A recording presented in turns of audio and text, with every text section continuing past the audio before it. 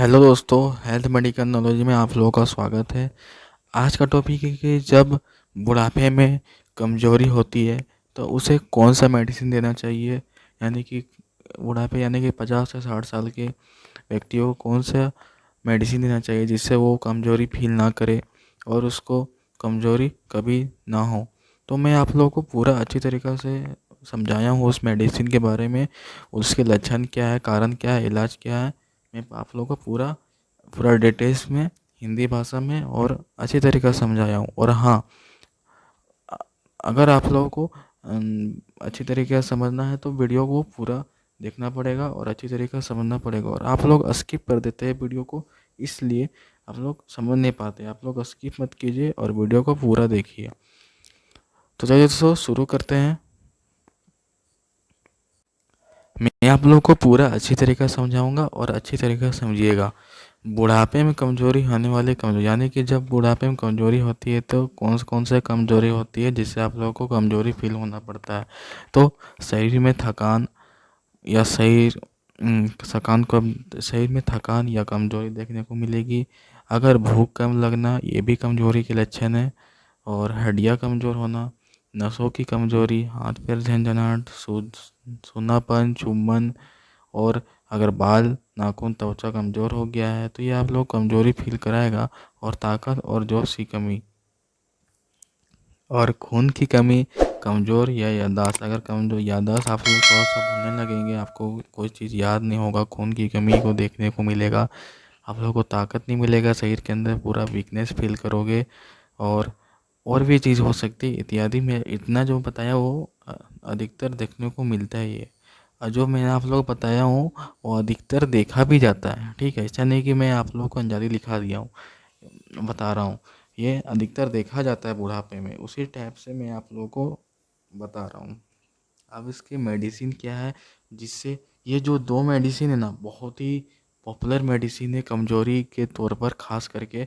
और बहुत ही ज़्यादा ही यूज होता है। कमज़ोरी किसी को फील होती है या चाहे जरूरी नहीं कि बुढ़ापा में ही, अगर यंग में भी वो कमज़ोरी फील हो रहा है तो इस मेडिकल स्टोर में जाइएगा तो ये दो मेडिसिन ज़रूर आपको मिलेगा ही।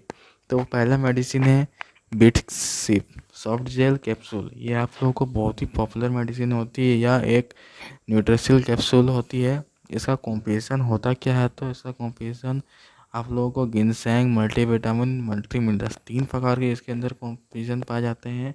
और कौन कौन है, तो गिनसेंग, मल्टीविटामिन और मल्टी मिनरल्स। ठीक है। और इसके कंपनी कौन सी कंपनी की आती है, तो सिप्ला कंपनी आती है, जैसा कि आप लोग जान सकते हैं। आप लोग देख भी सकते हैं कि अगर ज़रूरत हो तो आप लोग इस कैप्सूल ले सकते हैं। बेटा की ये सिप्ला कंपनी की आती है। इसका कॉम्पोजिशन मैंने बताया कि जिनसेंग इसके अंदर पाया जाता है, मल्टीविटामिन, मल्टीमिशन, 3 प्रकार की इसका कॉम्पोजिशन है।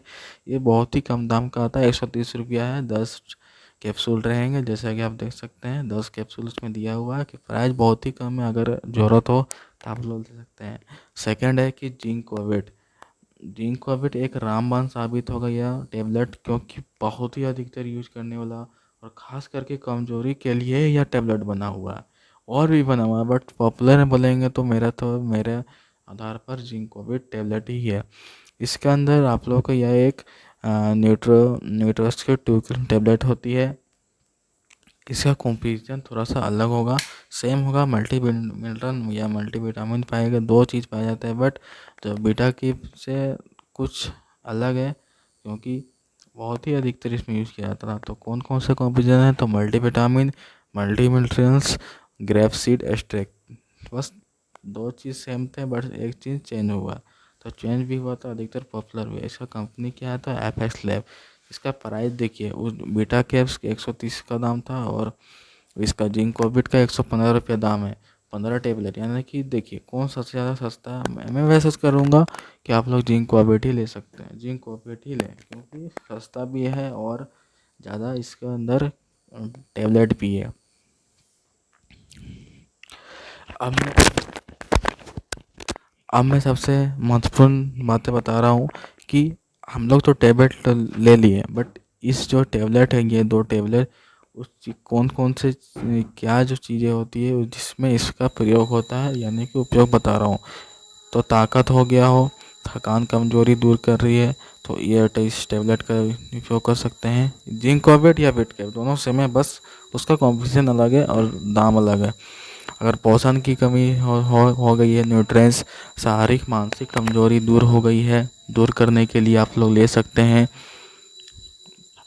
बाल नाखून त्वचा मजबूत, यानी कि मैंने कुछ दूर बताया कि अगर जो जो भी कमजोरी फील हो रही है तो उस चीज़ की उसी तरह की बता रहा हूँ। अगर बाल नाखून त्वचा मजबूत करना है तो आप लोग ये टेबलेट या कैप्सूल ले सकते हैं।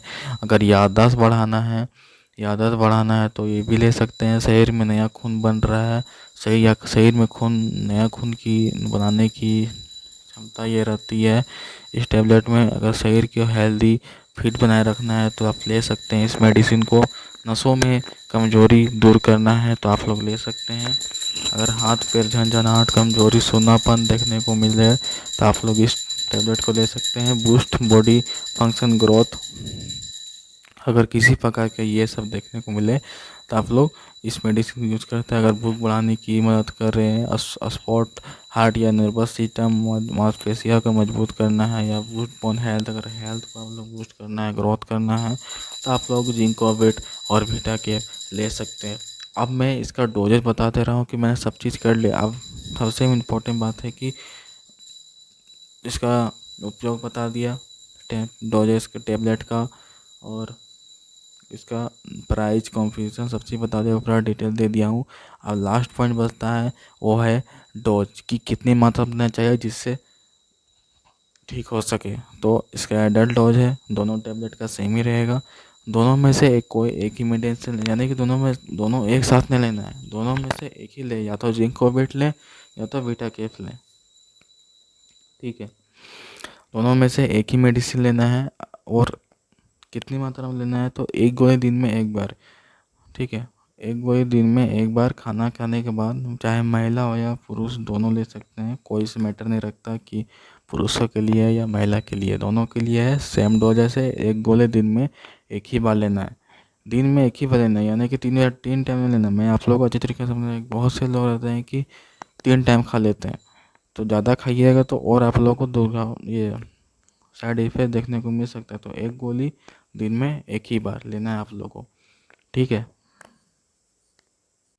तो दोस्तों आज हम बात की है कि बुढ़ापे में कमजोरी हो जाती है तो उसका कौन सा मेडिसिन देना चाहिए, उसका कारण क्या है, लक्षण क्या है, इलाज क्या है। मैं आप लोगों को पूरा अच्छी तरीके से समझाया हूँ और